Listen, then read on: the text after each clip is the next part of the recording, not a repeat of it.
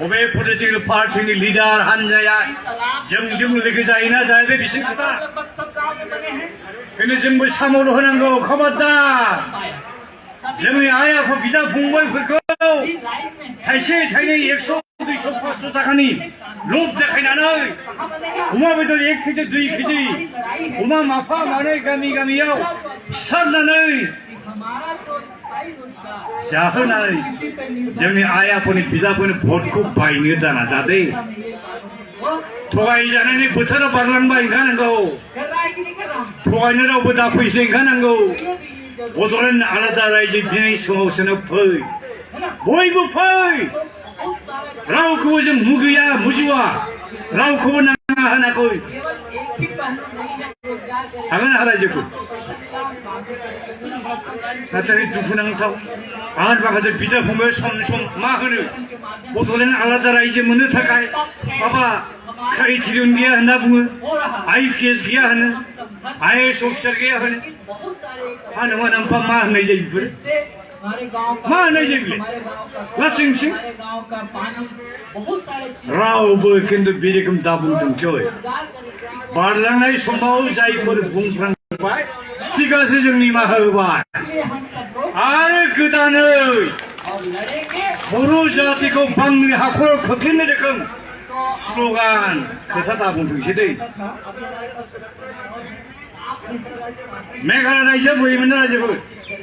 बै समाव लिडारा captain कुइलेनजन Sangma army केप्टेनमोन लेखा फरायदों बेसाद खुन रोखोम मेट्रिक पासल'मोन ओरैबायदि थैथां स्पिरिटनि मानसिमोन बियो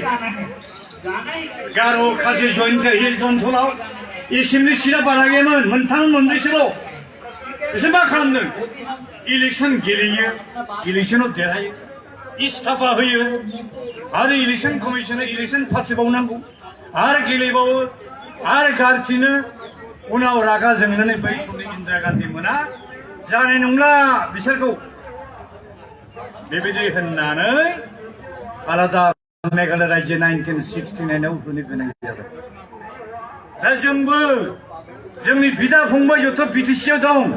EM CM deputy chief MCLA MLAफोर जों गारजोबनो हायो ना हाया बड'लेण्ड मोनागौमानि रावबो इलेक्सन गेलेनो मोना रावबो MLA MP जानो मोना MCLA जानो मोना गभर्नमेन्टआव थानो मोना होननो हायो ना हाया बेखौबो हानांगोन रायजोफोर बेखौबो हानांगोन दा जोंहा बिराद दुखुनांथाव गुवाहाटी हाइकर्टआव PL केस होबाय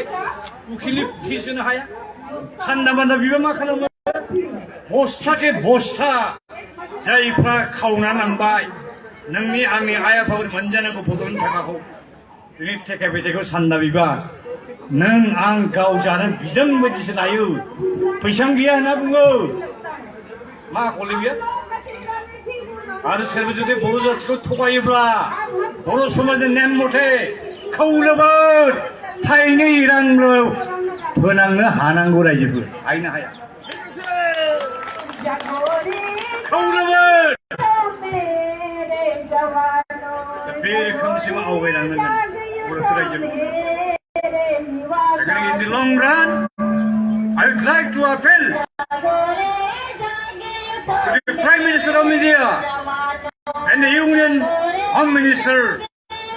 to take appropriate actions to help ensure the creation of the much long awaited separate state Bodoland without any politics, without any further motive. जोबथानायाव नोंथांमोन बयनोबो आंनि गोसो गोरबोनि अननाय खुलुमनायखौ बावनानै